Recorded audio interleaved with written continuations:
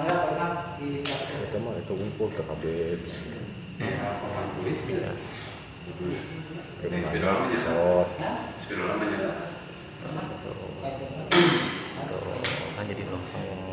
Innal hamdalillah nahmaduhu wa nasta'inuhu wa nastaghfiruh wa na'udzu billahi min shururi anfusina wa sayyiati a'malina may yahdihillah fala mudilla lahu wa may yudlil fala hadiya lahu. Asyhadu an la ilaha illallah wahdahu la syarika lahu wa asyhadu anna Muhammadan abduhu wa rasuluhu alladzi la nabiyya ba'da. Hadirin ikhwat iman yang dimuliakan Allah, melanjutkan kajian akhlak di setiap Rabu ketiga ini. Bab kali ini cukup panjang, ini baru mukadimah tentang, kita bicara tentang sabar. Bahasa Arabnya sobar, as-sabru. Jadi sabar ini mudah diucapkan, tapi sebenarnya berat diamalkan. Karena Allah menyediakan pahala yang sangat besar bagi orang-orang yang sabar. Karena sangat besar pahala menunjukkan kesabaran sulit. Nah, sebelum kita masuk pada keterangan di bawah, apa itu sabar? Secara bahasa, sabar itu artinya habsu, al-habsu atau al-imsaku, menahan. Jadi sabar itu secara bahasanya menahan. Kalau di sini Imam Al-Marughi memberikan penjelasan, as-sabru habsun nafsi ala ma takrahu wa huwa ihtimalul makruhi bi nau'in minaridho wal ikhtiyari wal taslim. Jadi sabar itu menahan diri atas sesuatu yang kita tidak sukai. Jadi sabar menahan diri untuk atau dalam menghadapi sesuatu yang kita tidak sukai. Nah, nanti timbul pertanyaan, menahan diri untuk tidak apa? Nah, tentunya tidak keluh kesah, baik diungkapkan dengan lisan ataupun dengan perbuatan. Jadi menahan diri supaya tidak keluh kesah di saat dia menghadapi sesuatu yang ia tidak sukai. Nah, sebagaimana kita maklumi, dalam hidup tidak selamanya kita mendapati sesuatu yang menyenangkan. Mungkin pada satu saat kita akan mengalami sesuatu yang tidak menyenangkan. Di saat menghadapi sesuatu yang menyenangkan, apa yang dilakukan, dan di saat menghadapi sesuatu yang tidak menyenangkan, apa yang dilakukan. Nah, makanya para ulama membagi sabar itu tiga. Pertama, sabar dalam taat kepada Allah. Dua, sabar dalam menjauhi maksiat kepada Allah. Yang ketiga, sabar ketika menghadapi takdir-takdir dari Allah yang dirasakan takdir itu tidak enak. Sering disebut musibah. Nah, kita kadang-kala sering menggunakan sabar dalam hal musibah kan rata-rata. Jadi kalimat sabar sering laku dalam hal musibah. Padahal ternyata sabar bukan hanya dalam bab musibah. Nah, sebagaimana Allah berfirman di dalam surah Ali Imran ayat 200, A'udzubillahi minasyaitonirrajim, ya ayyuhalladzina amanusbiru. Wahai orang beriman, bersabarlah kamu. Satu. Yang kedua, wasabiru, kuatkanlah kesabaranmu. Ini kalau terjemah nggak susah. Tapi dalam beberapa tafsir, termasuk Ibnu Katsir, isbiru sabar ala taatillah, sabar dalam melaksanakan taat kepada Allah. Wasabiru asalnya ini sabar ketika menghadapi musuh. Asalnya gitu. Tetapi di sini ada yang mengartikan sabar ketika kita melawan hawa nafsu kita untuk tidak bermaksiat kepada Allah. Nah, kita coba lihat apa yang dimaksud dengan sabar dalam taat kepada Allah. Gini, tidak semua perintah Allah cocok dengan keinginan. Jadi tidak semua perintah Allah cocok dengan keinginan. Jadi perintah Allah itu kan ada yang cocok dengan keinginan, ada yang tidak cocok dengan keinginan. Yang paling mudah tentunya kalau cocok dengan keinginan, Pak.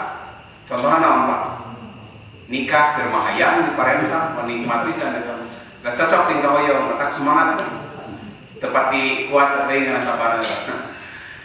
Tetapi umumnya, Pak, yang namanya sabar itu umumnya dalam taat kepada Allah itu tidak cocok dengan keinginan. Karena dalam diri manusia punya nafsu yang punya dua sifat. Nafsu itu satu, inhimakun bisahawat, mendorong untuk mengikuti apa yang dia ingini, nafsu. Yang kedua, menahan seseorang untuk tidak taat, itu nafsu. Jadi dalam pengertian sabar dalam taat kepada Allah itu menahan diri. Di saat keinginan tidak taat kepada Allah, kita lawan sehingga kita mampu taat kepada Allah. Di saat hati kita tidak suka. Contoh, Pak, apa orang harus bangun subuh itu tidak berat? Apalagi tahajud.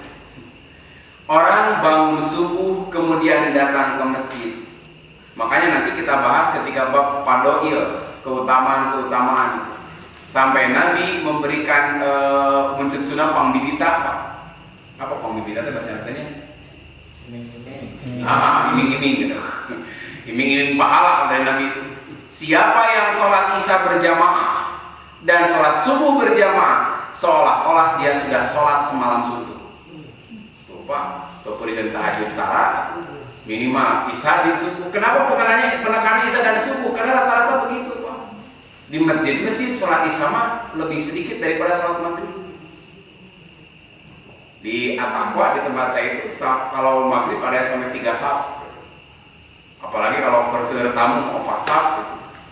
Tapi kalau isya mah, Pak, setengahnya paling. Kok malam pas bareng dengan Persib main, Persib main malam gitu. Segitu ada saat Pak ke masjid teh gitu. Ya sisa itu beruntung kalau sekarang Persib mainnya jadwalnya paling dipindah ke asar. Kita isya goda anak itu. Gak saat jeung ustad-ustad dahulu. Sarasa ustad dengan Persib. Ada apa? Itu kebanyakan begitu, Pak, di masjid-masjid lebih sepi daripada maghrib. Ini nanti terbalik ketika bulan Ramadan. So, bulan Ramadan, Pak, mana yang lebih banyak, maghrib atau isya? Saya pernah datang ke satu masjid, Pak. Mau jauh-jauh dari Pasir Impun. Pasir Impun itu masih dekat ke jalan. Datang kan itu maghrib, sudah azan, yang lain itu masih gelap. Mau adi itu ayah apa mau ada ke baru kakeknya di bumi. Terus cinta yang masjid di Watir, ternyata, Pak. Saya azan di situ.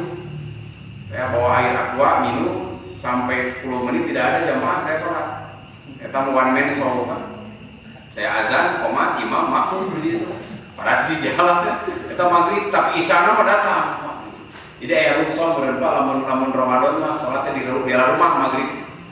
Makanya diakalan kan sekarang masjid menyediakan untuk takjil kan gitu. Diakalan supaya maghrib mau ke masjid. Alhamdulillah sekarang itu ide brilian di masjid mengadakan makanan. Karena sementara di beberapa masjid begitu. Paling banyak 3 orang. Nah, makanya Nabi memberikan dorongan itu iming-iming pahala untuk subuh dengan isya. Menunjukkan di sini butuh sabar.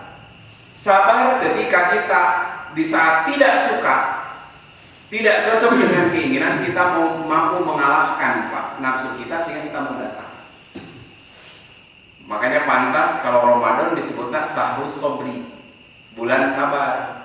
Kenapa? Karena saum pada dasarnya adalah al-imsak. Di saat kita tidak siapa yang suka lapar, tapi kita resep lapar. Tetapi kita menahan diri untuk tidak makan dan minum dari mulai terbit fajar sampai terbenam matahari. Sabar, walaupun makan di depan mata, kita tidak mau memakan. Makanya kalau Ustadz Quraisy Shihab, beliau mengartikan sabar itu begini: menahan diri untuk memperoleh sesuatu yang lebih baik. Nah, itu beliau kutip, kalau tidak salah ada beberapa ulama yang beliau kutip, termasuk saya baca dalam kitab Ar-Raghib Al-Asfahani juga begitu. Jadi sabar itu menahan diri. Kalau tadi kan dari sesuatu yang tidak kita sukai, Kalau kita mix nih definisinya, menahan diri dari sesuatu yang kita tidak sukai untuk memperoleh sesuatu yang lebih baik. Itu sabar.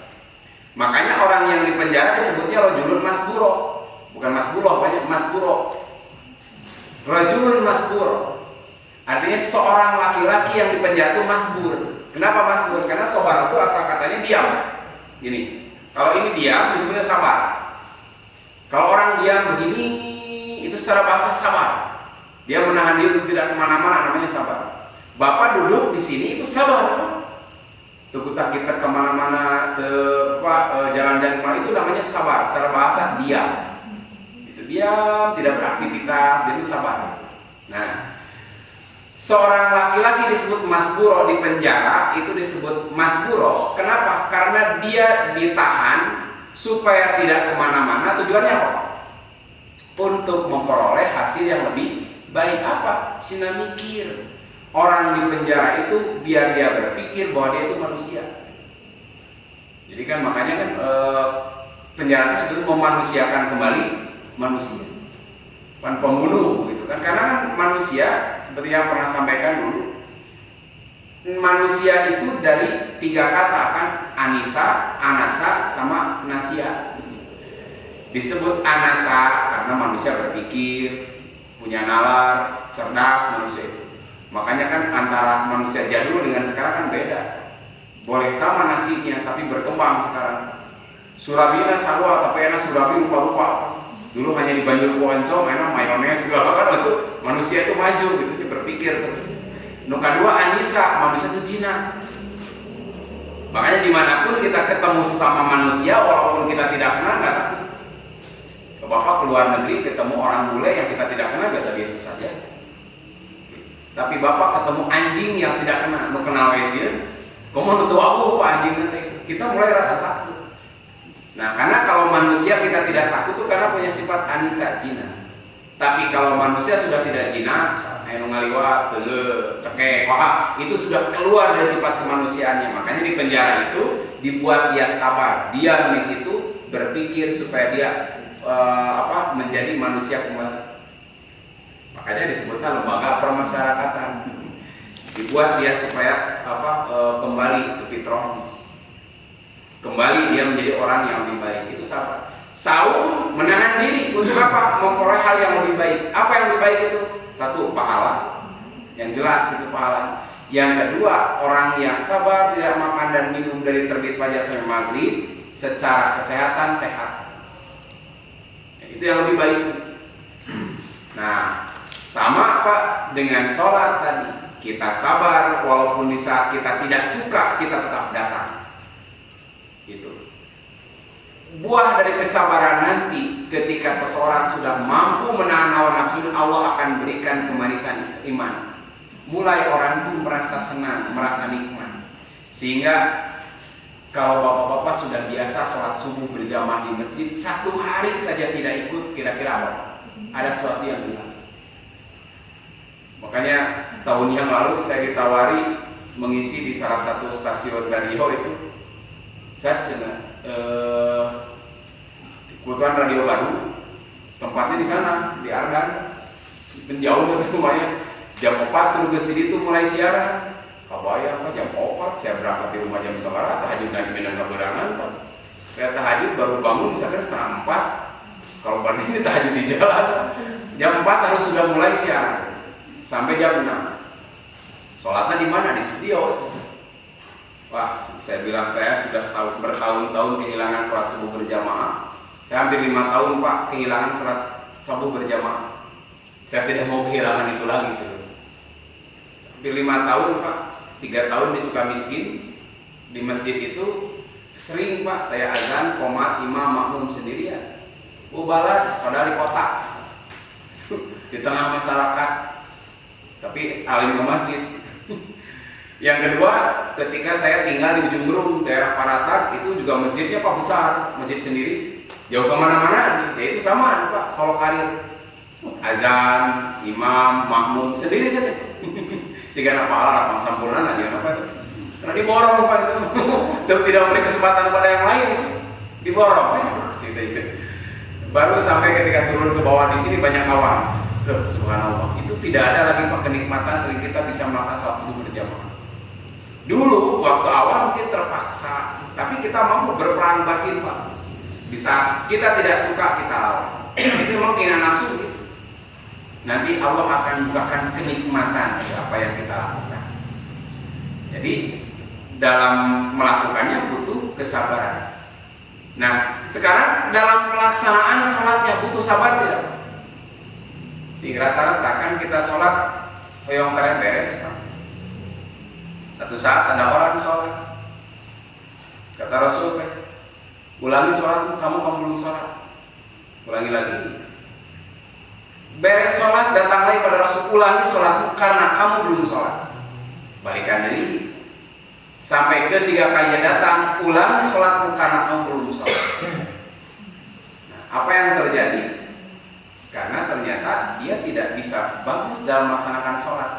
Dalam beberapa kitab hadis disebutkan mereka yaitu al-musyi sholatahu, orang yang jelek sholatnya. Seperti apa orang yang jelek sholatnya? Tidak ada ketumaninaan. Saya masih lihat Pak, ini anak-anak zaman dulu yang hidup sekarang, sholat sampai Pak, gancang, sampai takbir saja tidak jelas. Ini takbir tidak jelas. Ini anak zaman dulu Pak yang hidup sekarang. Gitu. Anak sekarang adalah anak zaman dulu yang hidup sekarang, sholatnya masih gitu. Mohon maaf nih Pak, ada yang sholat itu kuat bagus deh, takbirnya mantap gitu. Takbirnya bagus, mantap gitu, menikmati. Tapi baru benar. Saya belum lihat cing madhab mana anu sami Allah tidak tadi. Sami Allah. Ini kan dia Pak. Cing itu hadis yang mana itu? Sami Allah. Sekira itu sih. Cing atau kagok itu kan hadisnya itu kan sejajar dengan dua telinga atau dua bahu. Ayo itu. Sami Allah. Nah si aing mimiti namu kodimahnya bagus, pokoknya bagus. Allah. Sampai ulangi 3 kali terjadi wae. Allah, ulangi lagi. Allah, ulangi lagi. Udah mantep kalau bahu. Saya Allah. Sekian gitu. Ini bingung katanya. Mending tolong kaca kalian. Mending tolong kaca kalian kan. Misalkan dari sini Allah. Sami Allah. Daripada yang nanggung Pak disebut ngangkat lain, disebut juga tidak. Sekian. Enak Allah. Ini kepretkeun ieu cing atuh. Pada diangkat tidak butuh berat pada 5 kilo itu, tapi kita budak baheula dihirup air kan gitu sampai rukuk asa antara tak sujud tetap oleh Nabi jadi adab sholat. Makanya mohon maaf ini kepada yang taraweh itu biasanya lebih dari sebelah tuh speednya itu mantap speednya lebih bagus. Lihat Fatihahnya kan satu napas. Dulu saya favorit sekali ustadz yang begitu. Resep itu favorit anak-anak. Bismillahirrahmanirrahim. Alhamdulillahirabbil alamin arrahmanirrahim maliki yaumiddin iyyaka na'budu wa iyyaka nasta'in ihdinas siratal mustaqim siratal ladzina an'amta 'alaihim ghairil maghdubi 'alaihim waladdallin. Amin kira kumaha Pak? Amin. Kalau begitu. Karena kan amin mah tergantung anu waladdallina. Ghairil maghdubi 'alaihim waladdallin.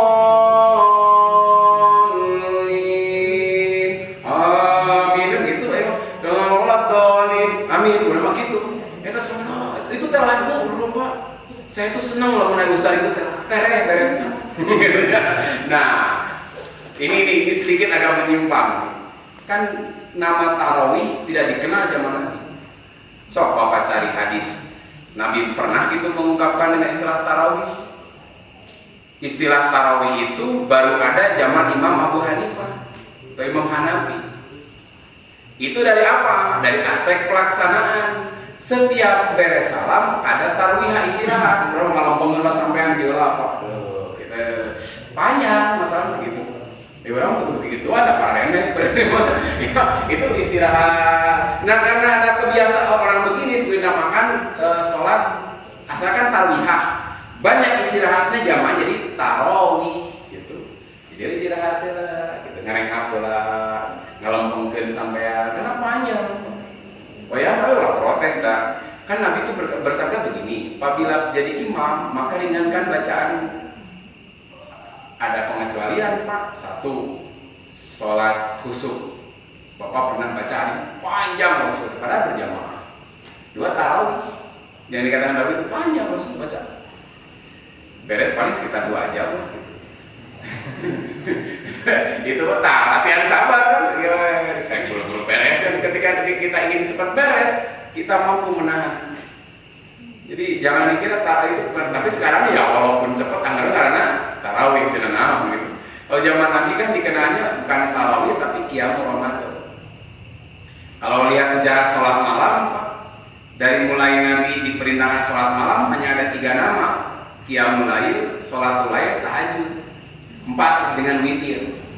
Karena sebetulnya witir nanti ada 2 pengertian. Ada witir nama lain dari sholat tahajud itu sendiri, witir itu nama lain dari sholat tahajud.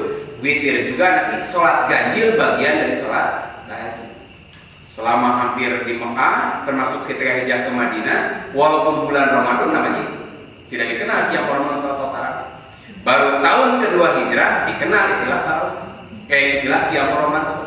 Berkaitan dengan turunnya perintah saum pada bulan Ramadan, juga kata Nabi, man qoma ramadana imanan wa ihtisaban. Gufira lahu ma taqaddama min dambi. Baru ada istilah qiyam Ramadan.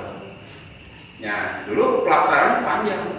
Nah, ini latihan kesabaran. Jadi kita kadang-kadang, Pak, ibu-ibu geus ngacung. Zat, punten banyak deui. Pada tepir Pak imaman pakai surat An-Naba. An-Naba kan cuma 40 ayat. Itu kan gak terlalu panjang kalau dibagi opat. Ini bagi opat. An-Naba sudah bager diskon itu. Diskon 50% dibagi opateun, Pak. Jadi para 10 sebetulnya gak panjang. Hanya kita jarang mendengar. Surat tahun ini wah cinta eta. Karena standar kita kan tiap imam macam eta deui tadi. Hari pertama dari mulai al-hakumut, wailul, alam taro, al-ayata. Besok eta deui surat. Apalagi yang misalkan 23 kebanyakan apa kulhu tiap hari. Kita surat eta deui. Coba sekali-kali misalkan surat itu yang lain karena itu kita tuh 114 surat. Nah, ini belajar, maka dalam pelaksanaan sholat pun butuh kesabaran. Di saat hati kita ingin cepat beres, gitu kan? Tapi ketika kita sudah mampu menerima nafsu kita ini, kita akan mendapatkan kenikmatan dalam hati. Buktinya nanti ada hadis. Kalau orang sudah mampu melawan nafsunya, ketika di saat kita ingin cepat beres kita lawan, satu saat akan Allah berikan kemanisan, kenikmatan dalam sholat. Sehingga kalau muntah beres itu gitu. Nah, kita sudah derajat itu belum. Nah, itu sabar dalam taat pada Allah. Butuh kesabaran. Kalau Bapak haji butuh sabar tidak, Pak? Berangkat haji butuh sabar. Sabar ngumpulkeun anak, sabar berangkatnya. Makanya sabar mending tiwaya kieu umroh wajib haji teh insyaallah Pak itu tidak akan penuh. Jadi kalau Bapak sekarang mau lempar jumrah mau wukuf bulan ini insyaallah tidak penuh. Tidak. Jadi kalau kita mau berangkat wukuf di Arafah, lempar jumroh, ini bulan-bulan ini Pak di sana itu tidak penuh. Nah, ada waktunya. Nah, itu sabar Pak. Sabar walaupun berdesak-desakan tetap dia melakukan pada waktunya. Jadi dalam haji pun butuh kesabaran. Nah, yang kedua, wasabiru, sabar ketika menahan diri untuk tidak bermaksiat kepada Allah. Contoh begini. Kalau kita itu sedang tidak zina atau sedang meninggalkan zina. Sekarang keur teu zina keur ninggalkeun. Sedang tidak. Iya, keur teu zina.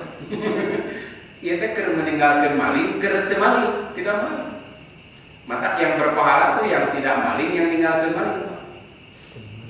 Yang berpahala tuh yang tidak zina, yang meninggalkan zina.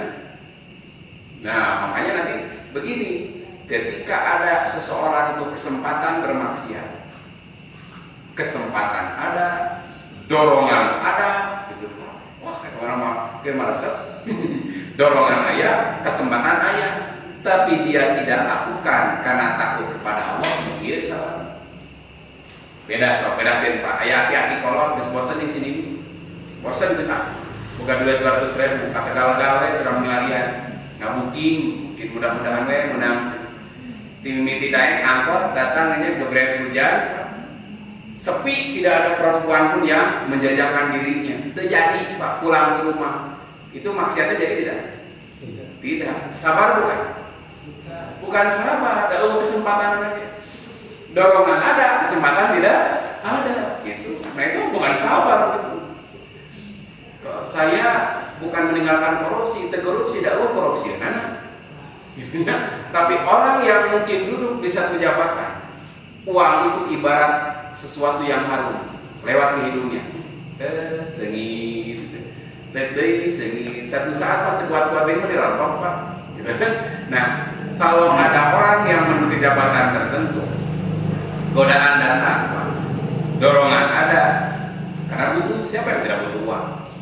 Kesempatan ayah, dahareupeun. Tapi tidak dia lakukan karena dia sadar, dia takut kepada Allah. Ini yang berbahaya.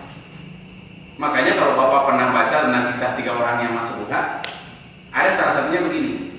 Ketika dia menyatakan cinta kepada seorang perempuan, ditolak. Tapi memang laki-laki itu kalau ketika ditolak oleh seorang perempuan kan langsung frustasi, cari cara. Siang ditolak, datang sore, sore ditolak, malam ngetrok, malam ditolak, subuh-subuh gue ngetrokan gitu. Pokoknya wah semangat 45, pokoknya mah san menang mah gitu, malah. Akhirnya si perempuan itu ngeluh juga hatinya. Makanya banyak kan mungkin kalau yang sekarang jadi ibu-ibu yang menerima cinta teh kulantan kapaksa. Kenapa? Isuk sore datang wae diskusi. Ditolak isuk sore datang. Nu kadua deui lalaki datang ini setan. Dia kapaksa we diterima teh gitu. Deui gitu. Nah ini juga sama. Akhirnya ya oke lah saya terima cinta kamu tapi kamu harus menyiapkan uang sekian dinar. Yang namanya laki-laki ditantang begitu tersulut Pak semangatnya. Dia mencari pokoknya berang penting nyiar dunia gitu, untuk mendapatkan beberapa dinar yang diminta oleh perempuan tadi. Datang perempuan itu, ya Nyai, nih beberapa dinar yang kau minta. Sok, saya menagih janji. Akhirnya dia dua-duanya masuk kamar. Sudah dikunci Pak pintunya, tuh ningali. Si perempuan itu mengatakan jangan membuka cincin kecuali oleh yang berhak membuka. Gitu. Nah, ulang berapa? Cinta ya. Orang tuanya tidak tahu, orang-orang juga tidak tahu, tapi siapa yang bisa lepas dari pandangan Allah? Data meluas langsung ditinggalkan istri. Perempuan itu ditinggalkan dengan uang-uang yang PPnya canda atau semua. Mereka mana akan sieun ku awak beda gitu kan? Itu seorang itu meninggalkan kemaksiatan di depan mata, sudah ingin tapi dia tinggalkan karena takut kepada Allah. Termasuk 7 golongan yang Allah janjikan mendapatkan perlindungan di saat tidak ada iman Allah. Kan ada satu, seorang laki-laki da'athu imro'atun datu mansibin, diajak oleh perempuan yang yang terpandang cantik Pak, diajak pacaran itu istri lu gelis, siga artis, sahan kedai, tapi dia mengatakan ini akhofullah, aku takut kepada Allah. Lain teroyo Pak, tapi dia menahan diri, itu sabar.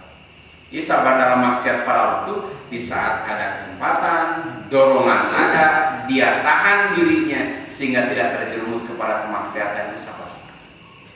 Nah, kemudian baru yang ketiga, ini yang kita sering ucapkan. Nah, ini Allah berfirman di dalam surah Al-Baqarah, A'udzubillahi minasyaitonirrajim, wa lanabluwannakum bisyai'in minal khauf. Kami akan uji kalian dengan sedikit al-khauf, rasa takut. Rasa takut di dunia ini Pak masih jauh dengan rasa takut di neraka.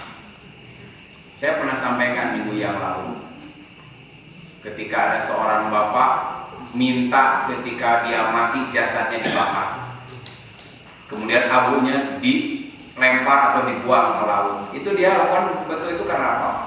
Sieun gua takut dengan azab Allah. Jadi rasa takut di dunia belum apa-apa, itu ujian. Allah akan timpakan rasa takut, rasa khawatir, walju, kemudian kelaparan. Kelaparan di sini bukan berarti ada makanan saja Pak. Satu saat ada orang banyak makanan tapi dia lapar. Karena setelah yang namanya lapar bukan berarti tidak ada makanan saja. Satu saat makanan banyak hanya kita dihalangi untuk tidak makan. Sahabat Pak, rumahnya besar, gajinya gede, dengan makanan digerap, iya tuang nanti Pak, niwatir deh, kentang kilo sikir, terus gitu Pak, padahal makan apapun bisa dibeli. Nah itu juga ujian dari Allah. Jadi yang namanya alju bukan berarti tidak ada yang bisa dimakan. Satu saat makanan ada, tapi dia tidak boleh banyak makan. Nah, alju, kemudian wanaksim minal amwal, kekurangan harta. Wal anfus, kehilangan orang-orang yang dia cintai. Jiwa. Mungkin Bapak kalau kita lihat yang beberapa kejadian sekarang, baik yang di Sinabung, Kelut, banjir itu kan terus-terusan Pak menimpa Indonesia itu tuh beres-beres. Sekarang yang sudah siaga apa Pak? Papandayan yang main dekat ya. Ya Takabayang sekarang sekitar 13 atau 11 gunung berapi yang sudah taraf siap siaga. Gunung Tangkuban Perahu kan sudah tidak jadi terus ya Pak ya. Terjadi gunung Kelut begitu kan. Berapa kali tidak jadi akhirnya sekarang jadi juga. Takabayang gunung Tangkuban Perahu kan jadi. Baru satu saja gunung Kelut kita semua pakai masker dia kan kemarin. Baru satu itu. Kabayang kalau meledak berjamaah. Coba apa? Itu berjamaah. Makanya Garut mah dari kubu gunung. Bandung juga sama. Itu kalau meletus berjamaah itu bagaimana? Baru satu saja sudah kerepotan. Nah, kita lihat Pak, ini kejadian ayat ini sekarang. Rasa takut. Ayat apa rasa takut? Ayat. Khawatir kejadian seperti itu kan. Khawatir terjadi gunung meletus. Alju, makanan susah Pak, sampai butuh bantuan. Wanaksi minal amwal, hilang harta jelas. Saya kemarin kebetulan ada kawan yang tinggal di Kediri, hancur rumahnya Pak. Itu di depan rumahnya tuh pasir ke soal satrukun Pak, kumpul-kumpul Pak, satrukun kan. Itu yang hasilnya kuat yang genteng eta, rumahnya roboh ganti gitu Pak. Pasirnya juga kayak pasir beton gitu hitam gitu. Itu hilang hartanya Pak. Wal anfus, mungkin dengan bencana itu juga hilang manusia yang kita cintai. Tidak sedikit Pak, bencana bisa merenggut nyawa dan harta. Wasamarot, buah-buahan, banyak yang gagal panen Pak kemarin. Itu kacang-kacangan, sayur-sayuran yang tinggal dipanen habis. Bahkan saya pernah lihat di TV dulu, padi yang mungkin tinggal beberapa hari dipanen, kemudian datang banjir besar, tidak satu butir pun yang bisa terambil. Bagi Allah mudah. Nah, jadi di sini Allah akan menguji dengan hal ini. Tapi bukan berarti kalau Allah menguji Allah tidak suka. Justru Allah suka. Ya kadang-kadang mohon maaf di kita tuh banyaknya wajah-wajah masalah dulu. Artinya apa? Baru berdekat dengan Allah lamun keur boga masalah. Makanya kalau ada satu masalah agak panjang, itu tidak diberikan solusi oleh Allah, mungkin Allah masih suka kita bersujud kepadanya. Ulah sudon, kita cerita tahajud, nggak penting tapi itu beres-beres masalah. Bisa jadi Allahnya Allah suka kita terus-terusan tiap malam meminta. Makanya lihat ujungnya, wabasyiris shabirin. Beri kabar gembira bagi orang yang sabar. Nah, dari ayat ini ada sabar ketiga tadi, sabar ketika kita mendapatkan takdir buruk dari Allah, yaitu berupa musibah. Dalam pengertian ini siapa orang sabar itu? Alladzina idza asabatu musibah. Nah, apabila orang itu terkena musibah itu sesuatu yang tidak mengenakan, baik yang berat ataupun yang ringan. Ia mengatakan inna lillahi wa inna ilaihi raji'un. Kami milik Allah dan kami akan kembali kepadanya. Jadi orang sabar itu dia meyakini, jangankan harta, jangankan keluarga yang dicabut oleh Allah, bahkan kita sendiri milik Allah, satu saat kita akan dipanggil oleh Allah. Makanya timbul ketenangan. Makanya Pak, kalau dalam saya baca dalam kitab apa ya, saya lupa itu namanya. Dalam Syarah Riyadhus Shalihin pun ada itu dimuat oleh Syekh Utsaimin. Ada 4 sikap manusia dalam menghadapi musibah. Yang pertama at-tasahud, yang kedua as-sabru, yang ketiga ar-ridho, yang keempat as-syukru. Nah, kita milih mana nih? Ketika ada satu musibah, ada orang menghadapi dengan marah, cek sudah panuju karena takdir Allah, sehingga banyak keluh kesah, baik musibah, sakit atau apapun, dia marah, seolah-olah karena Gusti nah dikir-kir ting naon lepat abdi teh, nah gitu. Sering kita nanti bilang, apa salah saya sehingga engkau memberikan hal ini kepadaku? Nah itu seperti itu. Satu, marah. Dua, sabar. Sabar itu bukan berarti hati itu enak. Hati itu tidak enak, tidak suka, tapi tahan diri. Lisan jangan keluh kesah. Hati kita tidak boleh suudon sedikit pun pada Allah. Walaupun tidak enak kita tahan. Jangan sampai keluar ada perbuatan-perbuatan yang menunjukkan atau yang tidak disukai oleh Allah. Kalau zaman Nabi kan, ada orang meninggal, nangis jari-jarinya, kemudian merobek-robek bajunya, sakunya kan gitu. Itu berarti tidak sabar. Yang ketiga, ridho. Nah, itu berat Pak. Ridho itu menurut lapang hatinya, dia menerima putusan apapun Allah yang Allah tetapkan bagi diri, dia terima dengan lapang dada, karena dia yakin apapun yang Allah putuskan itu yang terbaik bagi diri. Lebih berat Pak. Yang ketiga syukur. Ini yang lebih berat ini. Jadi ketika dapat musibah syukur. Dari syukuran Pak ada. Bising orang kena musibah, orang tetangga. Naon Pak, disyukuran tapi tengah tos nalak pun bojo. Nanas gitu kita. Pokoknya ayo syukuran gitu. Artinya bersyukur itu begini maksudnya. Jadi hati-hati jangan salah menangkap di mana syukur di sini. Artinya bersyukur satu, Allah masih memperhatikan kita dengan memuji. Yang kedua, dia bersyukur dengan musibah ini dia mendapatkan pahala yang sangat besar. Makanya Nabi mengucapkan alhamdulillah ala kulli hal. Segala puji bagi Allah atas atau dalam keadaan apapun. Nah, itu apa?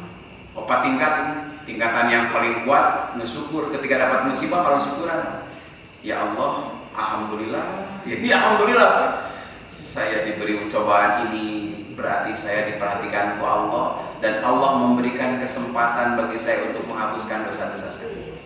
Itu. Nah, oleh sebab itu pantas kalau dalam surah Al-Baqarah ayat 153 Allah berfirman, ya ayyuhalladzina amanu sta'inu bis-sabri. Wahai orang beriman, jadikanlah sabar wassalat, dan salat itu sebagai penolong. Ketika seseorang mendapatkan satu kesulitan, maka sabar dan salat ini sebagai penolong. Ini menenangkan hati. Karena inti dari sabar itu gini Pak, jangan sampai hati kita sukudon kepada ketetapan Allah. Walaupun perih, sakit, tapi kita yakin ini yang terbaik. Hanya kita saja tidak tahu. Nah, kemudian dalam hadis berikutnya, hadis ini disebutkan sabr itu dia, kesabaran itu adalah dia, cahaya atau sinar atau sini. Saya beri catatan kaki di bawah ini berdasarkan syarahnya.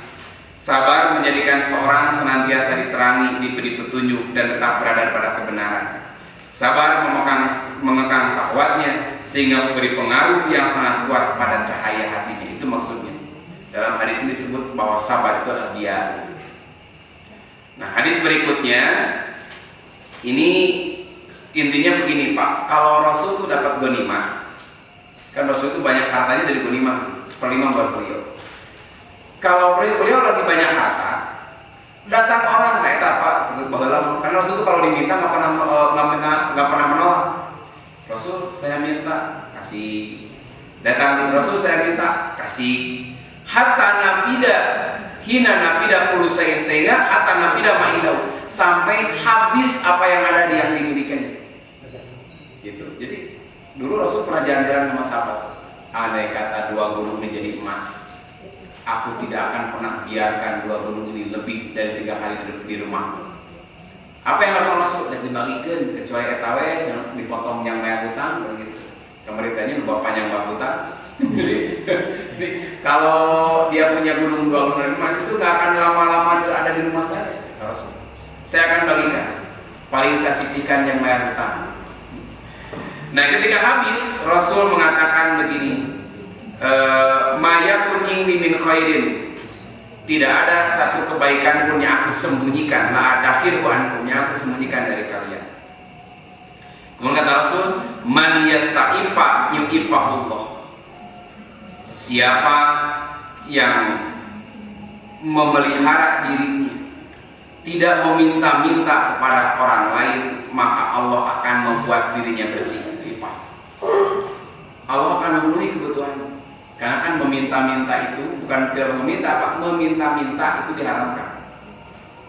Wa may yatasabar, siapa yang sabar, Allah akan membuat dia sabar. Wa may yastagni yughnihillah, dan siapa yang merasa cukup dengan pemberian Allah, Allah akan berikan rasa cukup pada dirinya. Dan tidak ada pemberian yang lebih besar dan paling lebih luas selain kesabaran. Jadi dulu Pak, ketika ada orang datang, kan yang lain diberi, orang datang, Rasul, ayah kamu abdi, aduh, tadi saya beri anda yang paling banyak. Alhamdulillah. Apa yang paling banyak? Mudah-mudahan Allah memberikan kesabaran kepada saya. Toh saya paling dari gitu kan. Ini yang paling banyak, justru orang inilah yang pemberiannya paling banyak. Apa? Mudah-mudahan Allah menguatkan, memberikan kesabaran. Nah, dengan inilah dia berpahala. Nah, ini hadis yang terakhir bab ini, karena nanti insya Allah masih beberapa hadis masih ada kaitan dengan sabar. Ini sebagai hadis menutup malam ini. Ini gambaran Rasulullah SAW sholat hatta tarima utan tapi kodama, hingga kedua kakinya bengkak. Lalu ada orang yang berkata, kenapa Rasulullah engkau sholat sampai seperti itu? Beliau menjawab, apalah aku abdan syakur, apa tidak boleh aku menjadi hamba yang bersyukur? Dengan bengkaknya kaki Rasulullah, Pak, enak tidak? Tentu tidak enak bengkak. Tapi ini jadi gambaran bagaimana kesabaran beliau dalam taat kepada Allah, walaupun dia harus lama berdiri hingga kakinya bengkak, padahal Allah sudah menjanjikan surga pada beliau. Nah, jadi gambaran beliau orang yang sabar dalam memberikan ketaatan kepada Allah, sampai sholatnya lama.